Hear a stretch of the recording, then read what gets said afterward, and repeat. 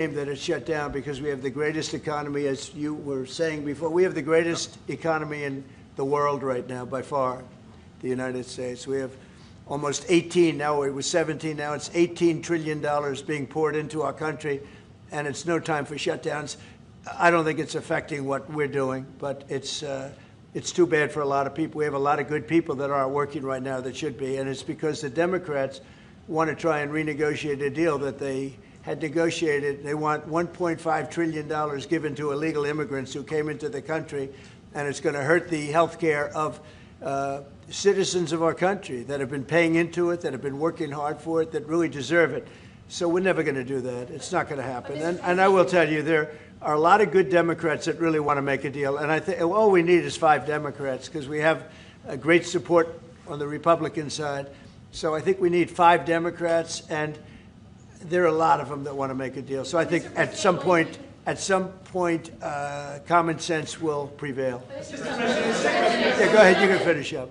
On the drug boat strike in the Eastern Pacific, yeah. Can you explain to us what that was about, how it was conducted? Yeah, sure. Well, they had one today in the Pacific. And the way I look at it every time I look, because it is violent, and it is it's amazing that the weaponry, everyone, you know, they have these boats that go 45, 50 miles an hour in the water. And when you look at the accuracy and the power, look, we have the greatest military in the world. We have the greatest weapons in the world. And you see a little bit of it there. One shot, everyone dead center.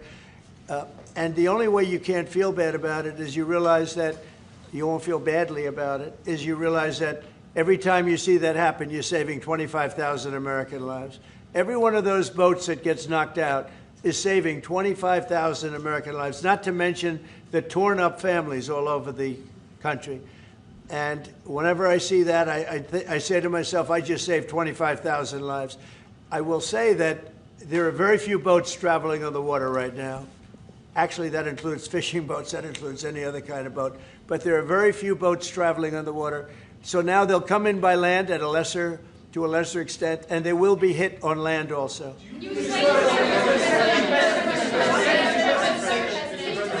Go ahead, in the back, please. Do you have legal authority if they do come? Yes, we do. We have legal authority, right? We're allowed to do that. And if we do by land, we may go back to Congress. But we have, this is a national security problem. They killed 300,000 people last year, these drugs coming in. They killed 300,000 Americans last year, and that gives you legal authority. We have a national security, really, I will say this. When you look at the people we're dealing with, and we know them, we know the people coming in, we know the boats, we know everything else. We're allowed to do it. It's in international waters. If we don't do it, we're going to lose hundreds of thousands of people. Now, they'll be coming in by land a little bit more because they're not coming in by boat anymore. There are no boats in the water. There are no more boats. We know the boat almost immediately. You know, it's pretty unusual when you see somebody with a fishing rod and 5 engines on the back of the boat. You know, you don't need that to go fishing. Wait. And we will hit them very hard when they come in by land. And they haven't experienced that yet, but now we're totally prepared to do that. We'll probably go back to Congress and explain exactly what we're doing when we come to the land. We don't have to do that, but I think, Marco, I'd like to do that. You may respond to that if you want. Yeah, well, I mean, the question is, bottom line, these are drug boats. If people want to stop seeing drug boats blow up, stop sending drugs to the United States. But does it matter if it's in the United States? Well, these are all in international waters. Would you do a strike in the United States, or if Northern Well, that's a different matter. Now you're talking about a law enforcement matter. In this particular case, there are people traveling on international waters headed towards the United States with hostilities in mind, which includes flooding our country with dangerous, deadly drugs. And they're going to be stopped. And that's what's happening. And in the case last week, you saw there was a submarine. It was a submarine. It was a submersible. That's a drug boat all the way through. We know what these boats are. The president just said it. We track them from the very beginning. We know who's on them, who they are, where they're coming from, what they have on them. You know, if you're running drug boats, you're in grave danger. And drug usage is way down, and drug usage coming from the sea, they call it ocean drugs, a little term that they use, the ocean drugs, is very close to non-existent right now. I wouldn't want to be in one of those boats heading away. You know, they're driving happily to destroy the lives of people, and they end up, that's the end of them. So the ocean drugs and the sea drugs, drugs by sea they call it also, that's almost down to nothing, as you can imagine. So they continue to come in by land at a little bit less because they see something is going to happen. They don't like it. They see something, and they're right. Something very serious is going to happen. The equivalent of what's happening by sea. And we're going to Congress just to tell them what we're doing, just to keep them informed. But we have to do it for national security. We have to do it to save lives. Secretary Bessent said that Vladimir Putin had not been honest and forthright in his talks with you. Just wondering if you could tell us a little bit more about your feelings about that. And also, if I may, to Rutte, just your thoughts on whether Ukraine should get tomahawks. Thank you. Well, I think that in terms of honesty, the only thing I can say is every time I speak with Vladimir, I have good conversations, and then they don't go anywhere. They just don't go anywhere. So in that sense, but no, look, he's fighting a war. He's in a war. That's two very competent sides, and that's the way war is. You never know with war, but I would say that it's time to make a deal. A lot of people are dying. You know, they're not Americans, but they're people. They're souls, and they're dying by the thousands, worst since World War II, and we really should stop it. And to your other question, Yes. Yeah, please. Sorry, to your other question, this has been consistent from this president when we first met again after your re-election in Mar-a-Lago in November. You said we have to stop the killing. This is close to your heart, and this is your vision. That's why this war needs to end. When it comes to tomahawks, whatever system, it's up to individual nations to decide whatever they want to supply to Ukraine. NATO doesn't take a position, but I can assure you this. When the president called me in July and said we want to again send weapons into Ukraine, paid for by our allies, the Canadians and the Europeans, that was an important moment. And that is now taking place, and the ambassador, myself, we're working hard at this. Already a couple of $1 billion of weaponry into Ukraine from the US, paid for by allies. So I'm not going to comment on about the tomahawks, but when it comes to the US and all the support for Ukraine, it is there and it is close to the president's heart, and I know this. I will say this, and you know, Mark can say it better than anybody. The European nations and Canada have really pulled together, and it's beyond even that. I mean, it's really beyond that. I was with the Australians and New Zealanders, Japan, I mean, they all if want you want to help. really add them up, we could really add them up. But NATO, basically, European and Canada and a lot of other nations, they've really band together. They are not happy about what's happening with Russia and Ukraine. They're not happy at all. Neither am I. Mr. President. Jeff? Sir, just changing this topic slightly, I see you've got the Yeah. model of the White House and the ballroom.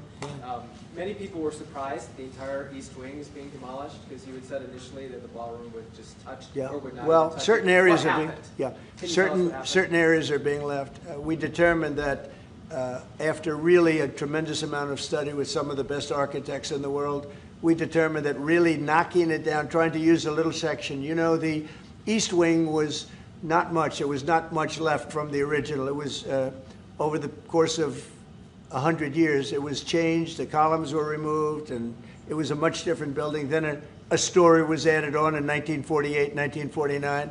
There was a story added on, which was not particularly nice. And the building was very, very much changed from what it was originally. It was never thought of as being much. It was a very small building. And rather than allowing that to hurt a very expensive, beautiful building that, frankly, they've been after for years. You have that. I brought these along so people could see, but it's, you know, there's a relative, nobody's actually seen anything quite like it. I think it'll be one of the great ballrooms anywhere in the world.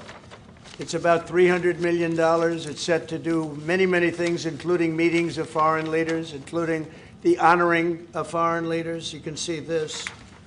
This is a plan. If it's got tables so that you honor a foreign leader, we have a proper space. Right now, we have a space that with tables holds about 79 people.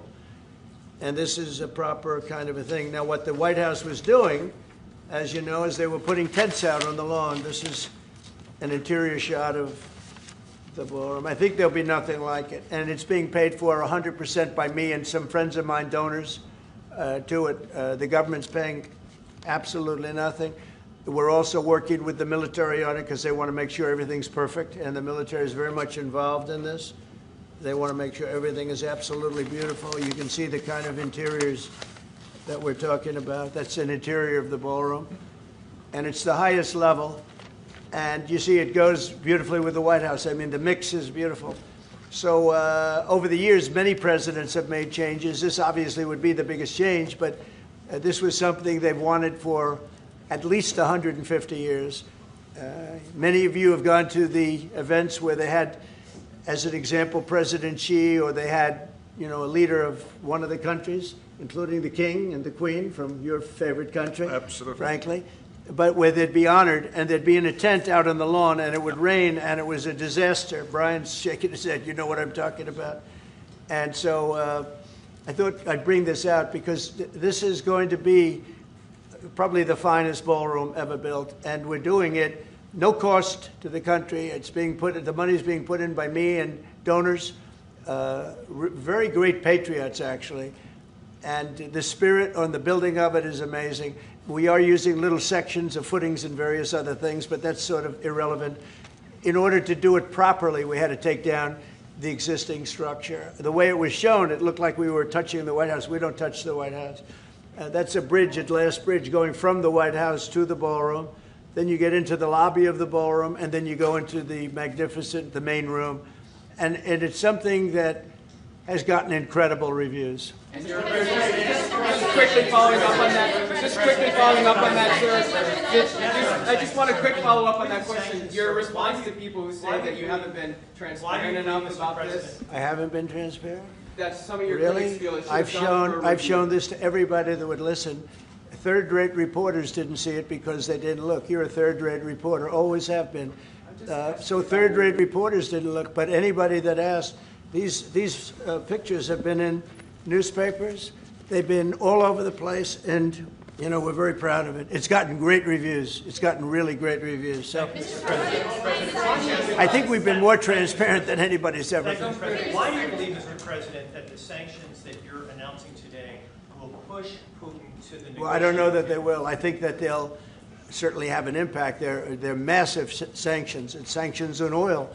The two biggest oil companies, among the biggest in the world, but they're Russian. They do a lot of oil. And hopefully it'll push, hopefully he'll become reasonable, and hopefully Zelensky will be reasonable too. You know, it takes two to tango, as they say, and we're going to find out. They hate each other. These two people hate each other. You know that better than anybody, and it makes it more difficult than it should be. This should be easier to do, but the level of hatred between Zelensky and Putin is very substantial. But could I add one thing? What the president is doing today with these sanctions is putting more pressure, of course, on both parties, in this case on Russia. It's all about changing the calculus, making sure that Putin understands that the president's vision this weekend of having a ceasefire, stop where they are, as you literally said, that this has to be step one now. And for him to really accept that vision and to come to the table. And then you have to put pressure, and this is exactly what he did today. Along with Europe. I mean, Europe, look, they've actually become friends of mine. I think Yes. all of them. Yeah. We have a very close relationship, and they want to see it end too. They really want to see it end. But I can say they're totally committed. If this went on for 10 more years, Europe is behind them. They just can't let that happen. You can't let what's been going on. Now, it should have never happened. It would have never happened if I were president. But it did happen. I inherited. This was Biden, a man who was, without question, you take a look at the new walkway, the presidential walk of fame, we call it. Biden is the worst president we've ever had, if he was even a president. The people that surrounded that desk made those decisions. But this should have never happened. It wouldn't have happened. But it did happen. I inherited it. We're going to get it ended, hopefully soon. Yes, please. You had a Truth Social post earlier this afternoon talking about a Wall Street Journal report as a fake story. Yeah, It fake. sort of Wall Street Journal is fake. So this- Less fake on financial than it is on gossip. Can you just confirm that my understanding of what's happening is accurate? As I understand it, that story framed it like we had just lifted the U.S. a restriction on intelligence. No, it said that I gave Ukraine permission to shoot missiles deep into Russia. I didn't do that. Second of all, they're not using our missiles. They're using, I think, European missiles or from someplace, but they're not using ours. And what they do, I don't control that, but I do control our missiles. They're not shooting our missiles in. It was a fake story. Wall Street Journal does a lot of fake stories. Thank you so much. The president of Colombia in a recent interview said that if you won't change, he thinks that people should get rid of you. We're talking about now Columbia, the country, not the university. Yes. Go ahead. He said what? He said that if you won't change, then perhaps you need to be gotten rid of. Do you view that as a threat? Well, he's a thug and bad guy. He's a guy that is making a lot of drugs. We've just, as of today, stopped all payments going to Colombia, the country Colombia. Also, the school Colombia. No, we settled. We made a settlement with him. But no, he's a thug, and he's a bad guy, and he's hurt his country very badly. They're doing very poorly, Colombia. They make cocaine. They have cocaine factories. They grow all sorts of crap that's drugs, bad drugs coming into the United States, goes generally through Mexico. And he better watch it or we'll take very serious action against him and his country. His country is, what he has led his country into is a death trap. Please. Has the Secretary General presented his Ukraine peace plan to you? Are you prepared to be chairman of the Board of Peace? Oh, there is no Secretary General peace plan. But I'm here for, I really want to correct it because I saw some of that in the media. Of course, many people are thinking how to bring this terrible war to an end and supporting the President in doing that. Why I'm here is to dialogue again with the President how I can be, how NATO, my colleagues and other colleagues in NATO can be of maximum support to get that done. But there is no peace plan on the table. If there is a peace plan, it is what the President said last Friday and Sunday, which is stop where you are. Stop the fighting. This is about NATO. We're a very proud member of NATO. We have a great relationship with the countries of NATO. I think made much better by our visit a few months ago when they agreed to 5% instead of 2% of GDP. That was a big concession. I think that was a concession that 2 years ago nobody would have said, even a year ago. Even 9 months ago, before you were elected. Yeah, they would have said that's not possible. Absolutely. And the difference is they're paying 5% as opposed to not paying 2%. A lot of them weren't paying, with the exception of Spain. I think you're going to have to talk to Spain because they're not. Spain is not a team player. So other than Spain, everybody's 100%. And you could solve the Spain problem very easily, I think, if you want. Brian, go ahead. Yeah, go ahead. And then we'll take Brian. Go ahead. The soybean farmers, are they going to be getting support from you soon? And yeah, well, they do. So what's happened, you could say with that, you could say with beef, with all of it. The beef, the ranchers, let's say, who have done a great job, have lost their shirts for many, many years. They've really been decimated. And I helped them a lot. I put tariffs on things coming in to the country, including beef. And that gave them a chance to finally have a decent industry. We are going to be talking to them. They're great people, but they've been hurt for 25, 30 years. They've been losing because other countries have taken advantage of them. And by putting tariffs on, they've been able to make a few dollars. They've been able to have an industry. But I also want to keep the beef prices low. So I'll be talking with the ranchers, and I'll be speaking with a lot of different people, including Scott and Howard, and we'll do something. Because prices are way down in our country. Energy is way down. I think you're going to see $2 gasoline very soon. I see that it's $2.50 in a lot of places, $2.50. We were heading to $5, $6, and $7. If Biden didn't go back to my policy toward the end, you would have seen, but he didn't go back to the full policy. And he missed the most important thing. So we were up to, we were way up. I think you're going to see $2 gasoline. We couldn't even break that number. That's a big difference.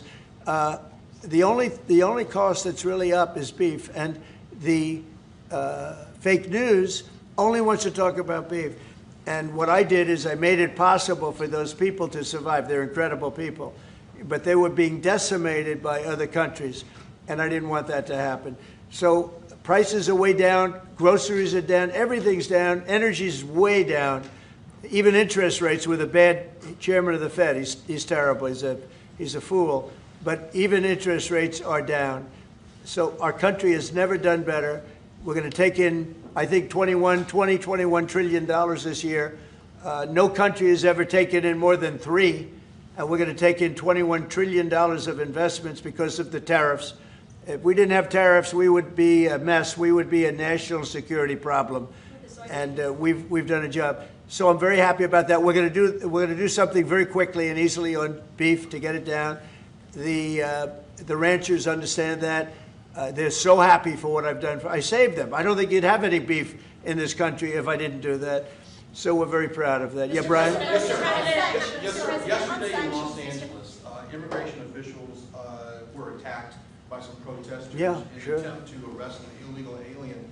Gavin Newsom, other Democrats have used very aggressive language in terms of how to address ICE agents out in the field. Is there any responsibility that we can place on Gavin Newsom and other elected officials for using such aggressive language? Well, Gavin has to be careful. Remember that when I first came in, they had a terrible riot in Los Angeles. They had the fires, which shouldn't have happened. They didn't have the water for the fires. They should have had the water coming in from the Pacific Northwest.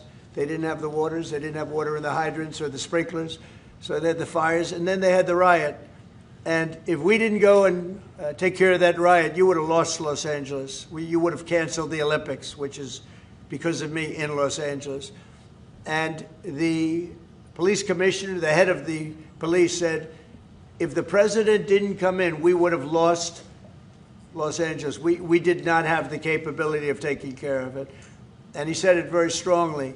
And we did a great job. And within a week, it was all done. Within one day, it was done. But within a week, it was all done. And then they go back to their normal practice of weakness, of not taking care of criminals, meaning taking care of putting them in jails where they should be. Washington, D.C., and you all are the best people for that, because Washington, D.C. is now one of the safest cities. It was one of the most dangerous cities in the country. Now Washington, D.C., believe it or not, I'm embarrassed to say it in front of you, but Washington, D.C. went from one of the worst, most dangerous cities to you can walk down the street, you can send your child to meet you at a location. Your child is going to be fine. We have a very, very safe city, one of the safest, and, you know, very proud of that. Memphis, by the way, is coming along fantastically. We're in Memphis right now. We had the FBI in Chicago. We're doing things.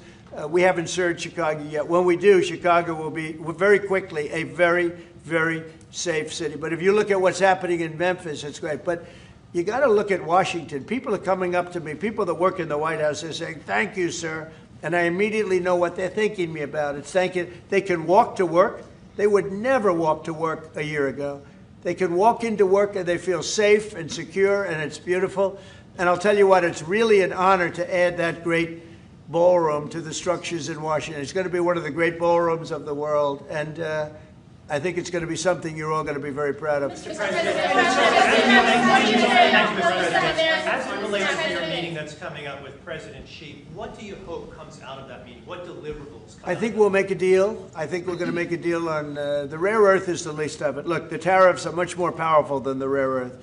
The rare earth is a disturbance, but there's a lot of rare earth around. I'll tell you, I've had more calls on rare earth. We've got it, everybody's. We'll make a deal on, I think, everything. I think we're going to make a deal on soybeans and the farmers. I think we're going to make a deal on maybe even nuclear. You know, President Putin in his call mentioned to me about nuclear, where we do a de-escalation, and I'm fine with that. I think it's good. I think it's a very appropriate thing. We have the most nuclear weapons. Russia's second. China is actually third by a long way, but they'll be even within 4 or 5 years. Too many. And we are talking about de-escalation. That's already being talked about. Can you convince President and I think we'll probably add China into the mix. Mr. President, can you convince President Xi to stop purchasing all of that Russian oil that's funding this war against Ukraine? Well, I think I'll be talking to him about it. I think it's a little bit of a different talk. India, as you know, has told me they are stop. You know, it's a process. You can't just stop it. But by the end of the year, they'll be down to almost nothing. That's a big thing. That was almost 40% of the oil. India, they've been great. Spoke to Prime Minister Modi yesterday. They've been absolutely great. China's a little bit different. You know, they're a little bit different relationship they have with Russia. It was never good, but because of Biden and Obama, they got forced together. They should never have been forced together, but they're a little bit forced. But they're by nature, they're not. They can't be friendly. They can't be friendly. By nature, they can, I hope they are friendly, frankly, but they can't be. you should not have forced Russia and China together. And Biden did that, and Obama did that. They forced them together because of energy, because of oil. And so they are closer than they would normally be. I think I'll probably be talking about it. What I'll really be talking to him about is how do we end the war with Russia and Ukraine, whether it's through oil or energy or anything else. And I think he's going to be very receptive. He would now like to, I'm not sure that he did at the beginning. He would now like to see that war end. Do you think she plays an important role, Mr. President? Do you think she plays an important role in terms of inserting himself and convincing Putin, who he speaks to regularly, to stop the war? Yeah, I do. I think he can have a big influence on Putin. I think he can have a big influence on a lot of people. Look, he's a respected man. He's a very strong leader of a very big country. Yeah, I think he can have a big influence. And we will certainly be talking about Russia, Ukraine. Mr. In the back. Thank you, Mr. President. Liam Cosgrove with Zero Hedge. My question is actually for the Secretary General. Yes. Mr. Secretary, I don't know if you've seen this, but polling out of Ukraine shows a massive collapse in Ukrainian support for the war. A Gallup poll had it just 23%. That's less than a quarter. Zelensky came out today praising President Trump's proposal for freezing the front lines of battle as part of a ceasefire. He said that's a good compromise. So people view your coming here as, you're lobbying the U.S. government to continue its involvement in the war. You're obviously lobbying for more NATO weapons to be sent to Ukraine, but Ukrainians themselves don't want to fight the war. So how do you justify that morally? Well, I'm lobbying only for one thing, and that is to make sure that we end this war. And I don't have to lobby the president because we totally agree on this. And this is what he has been doing from day one. Everything he could do to break the deadlock with Putin, get a dialogue going, dialoguing also with Zelensky, and getting this war done. It's crucial. The fact that the US is now supplying weapons into Ukraine, paid for by allies, is extremely important. And that's now happening since 2-3 months. About 2 billion moving into Ukraine. The war hasn't wound down. Why do you think that'll wind it down now? What do you mean? You think more weapons will wind down the war? No, I mean, there's more to be done. So what you need, what the president said this weekend, stop where you are, so basically do a ceasefire and then have all your discussions about territory and whatever. But first, stop the war. This is what you said on Friday and on Sunday. It's a war, I mean, your question's really a fair one. It's a war that should have never started. And you know how I feel about it. But it's a war that should have never started.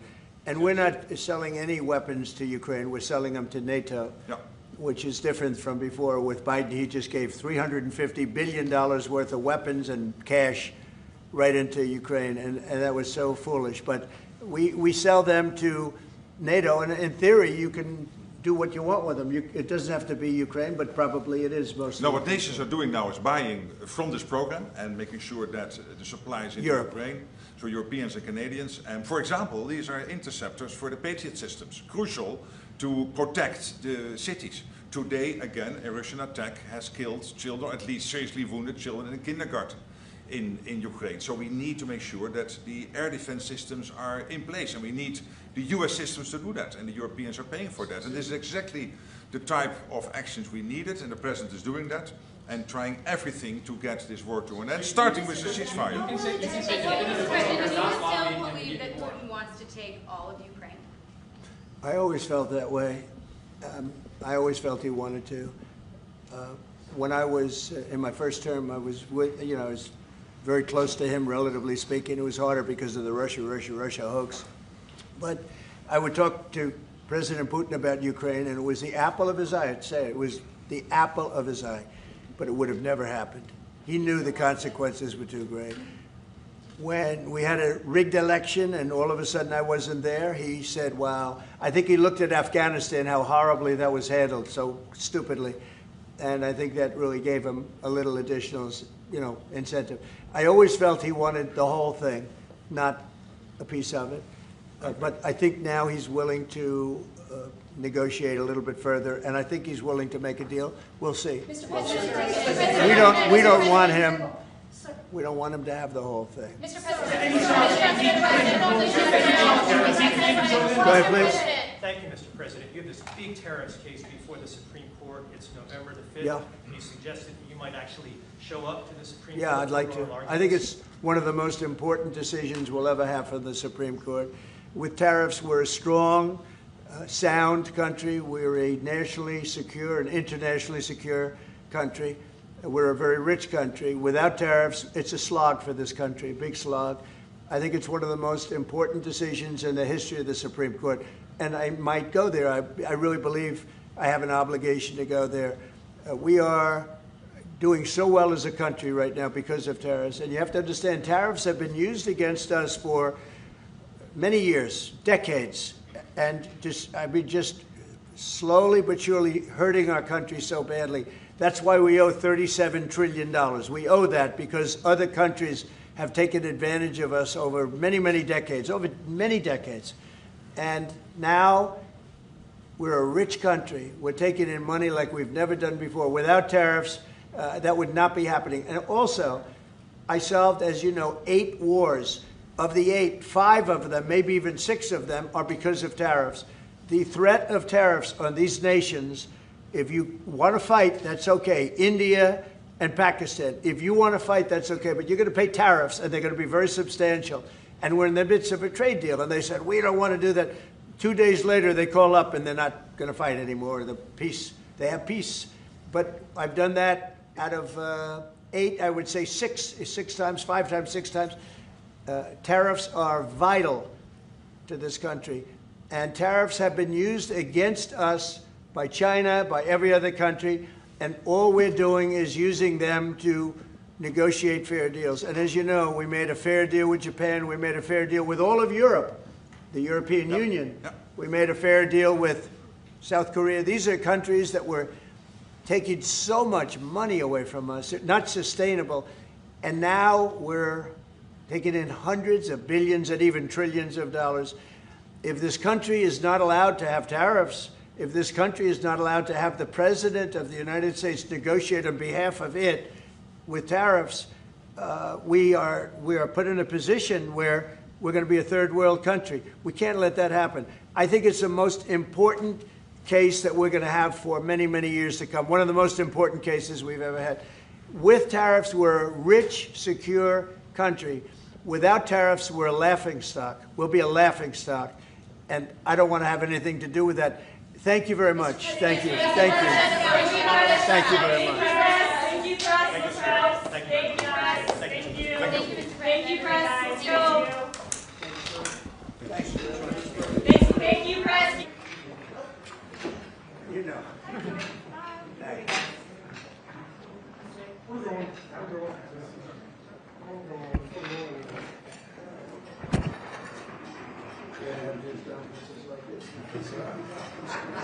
Every day. It's not just there's something wrong. I gave you